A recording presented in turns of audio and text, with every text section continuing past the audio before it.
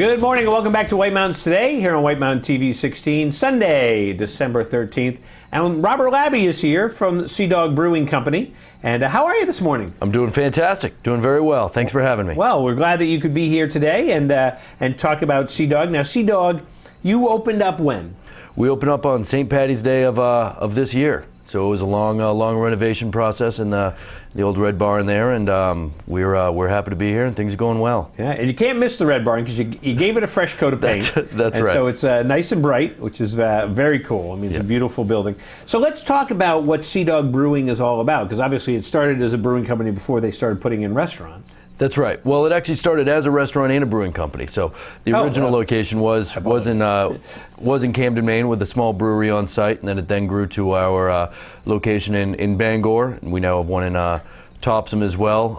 It actually started with our ownership at a brew pub called Federal Jack's in 1992, and that was a similar concept. They had a 7-barrel brewing system on that location, and then ended up expanding from there with the success of the Federal Jack's location, and then now we are under the same ownership as Shipyard, and they've been adding a few spots strategically here and there, and I was fortunate enough to be given the opportunity to open the one in North Conway here. Great. Now, you're not brewing here in North Conway. We have a small brewery on site. Okay, so, that's what I thought I had heard that. Yeah, we do brew on site. The majority of our draft beer is still brewed by us, but not on site. It's brewed mostly by our Bangor location and a few from the big brewery in Portland.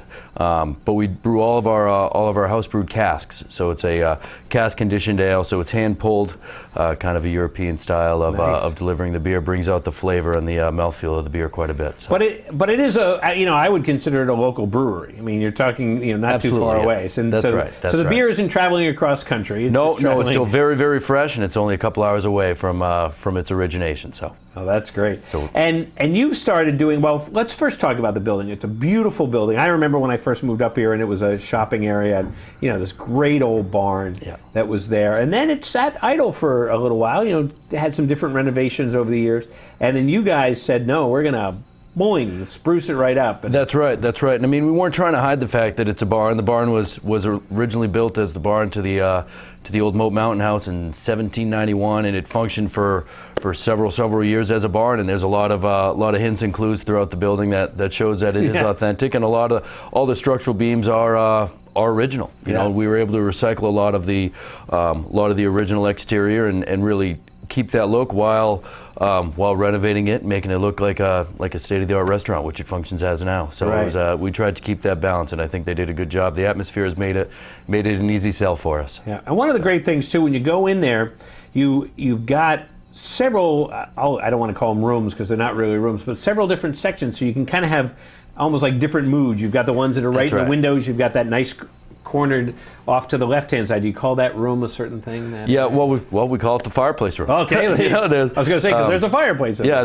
There's a nice fireplace, and it's cozy. Definitely has great for apre ski and that type of thing. And then the bar area, you walk right in, and it's the bar is front and center. That kind of has like kind of an industrial look to it, with the backdrop that has all the old barn pieces, and that's all recycled and mostly original there, which really keeps the authenticity of the place up. And then the dining area there, and the very cool area up in the loft. We've got some couches, some soft seating, and some TVs to entertain some people, and some large tables. So we've got the ability to handle large parties, and we do quite a bit. Yeah, and it's very comfortable up there, being able to sit on the couches. That's right. And then go and eat there as needed. That's right. And of course, I imagine this is the Christmas party season, and what a great place for a Christmas party. That's right. Yeah, and function-wise, we've done everything from extremely casual to a wedding reception. So it can.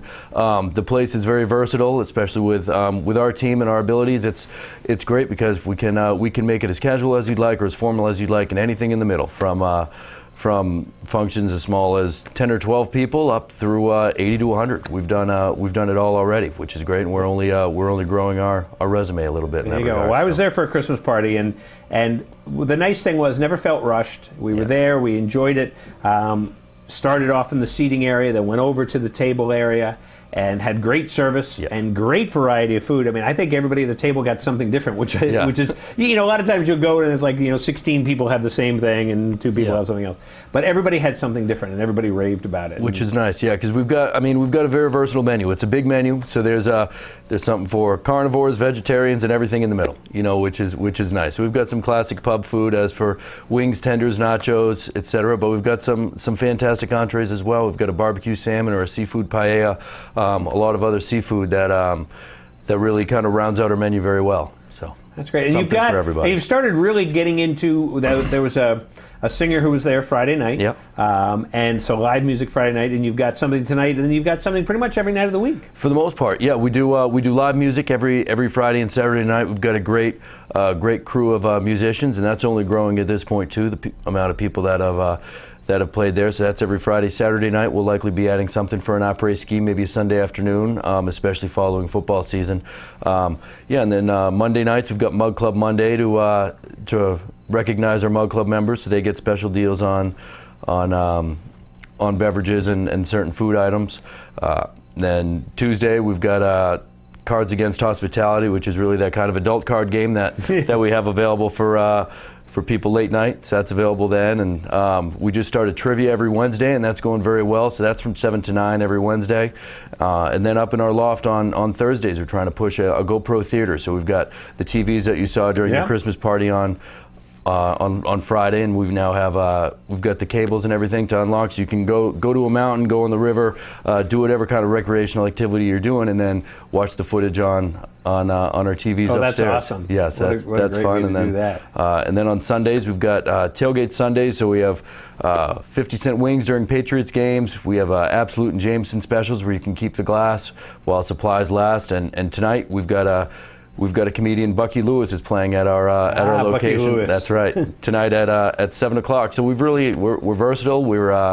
We're always having a good time, and there's always something going on. Yeah, and it's wide and spacious, and I think that's a nice thing too. So you walk in there, you just feel the spaciousness, and so you can get a lot of people in there. That's right. Yeah, I mean we've got a good capacity in the place, as you mentioned, with the different dining areas can grow and shrink with volume as necessary. So there's always a good atmosphere in there, and there's always a friendly face to greet you. Absolutely. And the other thing too is to kind of remind people not to be discouraged.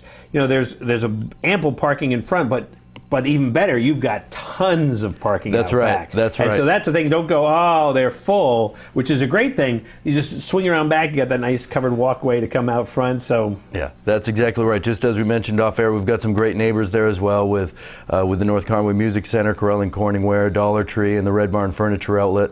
And there's a new bookstore there as well. So that'll draw a lot of traffic to the front area. But yeah, that hidden area, there's a ton of parking out back. So even if it appears full in front, there's always plenty of room. So there you go. And what are the hours?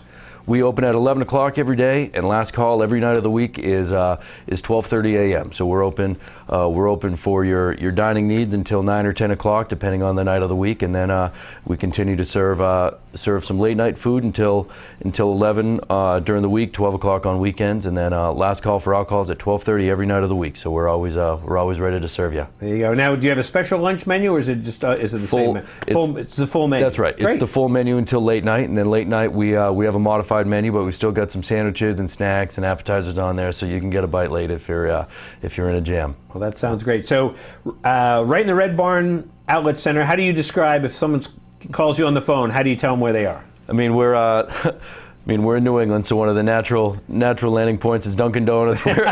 If you're coming from the Settlers, we're about half mile past Settlers Green and just after Dunkin' Donuts. So that's a landmark that everyone seems to be familiar with. There you go. And if you're coming from the north, if you've gotten to Dunkin' Donuts, you've gone too far. That's right. So. That's right. So. Absolutely. Well, great. Well, Robert, thanks so much for coming by today. Thank you very much for having me. We'll see you down there at Sea Dog Brewing, and we'll be back here in a minute on White Mountains Today.